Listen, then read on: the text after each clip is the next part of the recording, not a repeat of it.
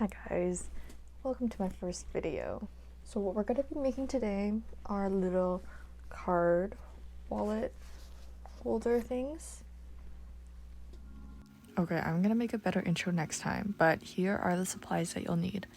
And you'll also need a sewing machine and an iron. So I'm basically going to show you different designs and variations that you can do, but the sewing steps are going to be the same for all of them. So I'm just drawing up a pattern of what option 1 would look like, and the dashed lines are where it would fold. And this might not make sense right now, but I am going to show you how to actually make it. So this is what I use for the puffer wallets that I showed in the beginning, and if you want to know how to make the puffer wallets, then I'll kind of explain it in the end of the video. This is the third and final design that I'll be showing in this video, and it's the one that I'm going to make. So again, this is kind of the general shape that we're going to cut out of our fabric.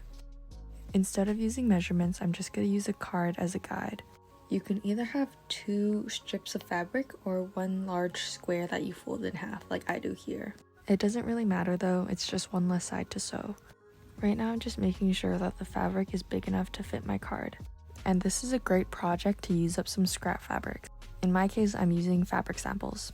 So any marks that we're gonna make on the wrong side of the fabric. So I'm folding it and making like a pretend wallet so I can see where I want my flap to end. And I'm just gonna mark both sides out with my chalk.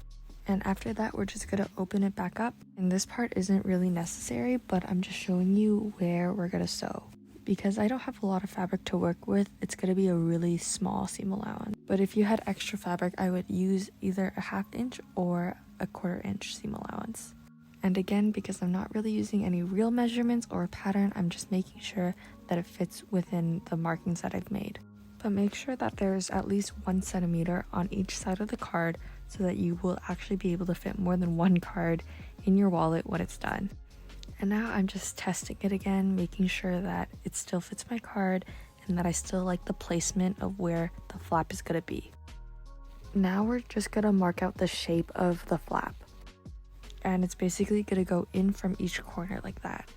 And the extra folded up bit at the top will be cut off. And here's like the physical example of what I mean in my drawings, in case they don't really make sense. So right now I'm marking 1 centimeter away from each side, and it's important to note that I am marking 1 centimeter from the seam allowance line. And because I don't have a seam allowance on the other side, I'm marking it straight from the folded edge. And then you just line up your mark to where the dotted line is and then draw a straight line. I made a mistake, so just ignore that second line. And now we cut. We're only cutting the top and the corner pieces. Do not cut any of the other marked lines. We're almost ready to hop on the sewing machine, but we do need to leave a gap so that we can flip it pretty side out. We just need a big enough space for the fabric to go through. If you work on a folded side like me, this is what it would look like open. So we are not gonna cut down that center. We're just gonna be sewing along the blue perimeter lines. Okay, now we can finally start sewing. And when you're turning corners, you want to leave the needle in, lift the presser foot up, turn the fabric, lower the presser foot, and keep sewing. Now when we reach our first mark, just backstitch, and instead of pulling the fabric completely out and cutting the thread, we're just gonna lift the needle up and just slide the fabric to the next chalk mark, put your presser foot and needle back down, and do a little backstitch, and just start sewing again. This saves a lot of time and a lot of thread. And we're just gonna keep sewing up all the sides.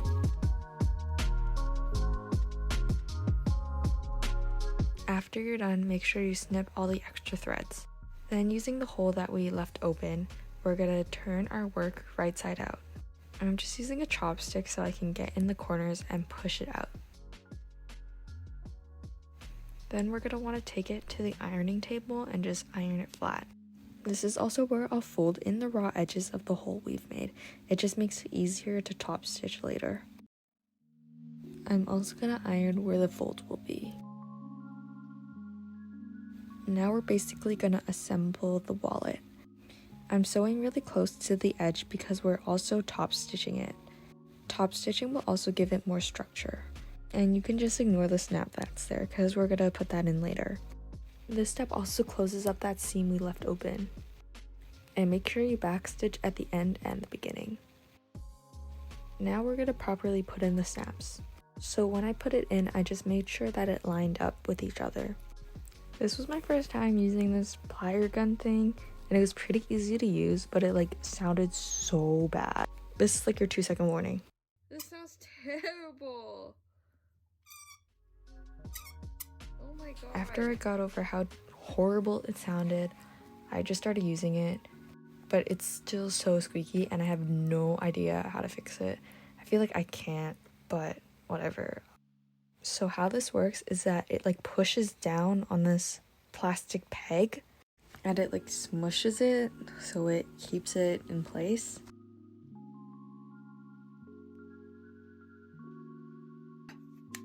Yes. Yes. Okay, honestly, it's so satisfying. But now I'm gonna show you all the stuff you can put in there with background music.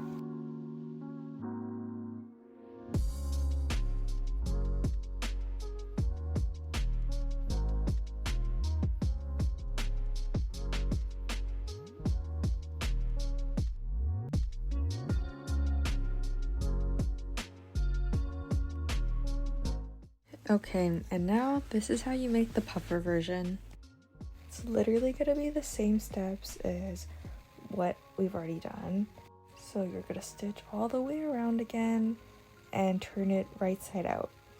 So we're gonna put like a thin layer of cotton fluff, pillow fluff, whatever fluff you want, and just make sure it's spread across evenly. Then we're just gonna straight stitch all the way across. You should probably measure and mark it out so that they're even. And the rest is just the same as what I showed in the video already. Alright, this is the end of the video. Thank you for watching. Hope you learned something new. Follow my Instagram at JanJanMakes and subscribe to this channel for more videos. Hopefully I'll get better at these. But for now, This is Fitz. And he's here to say bye.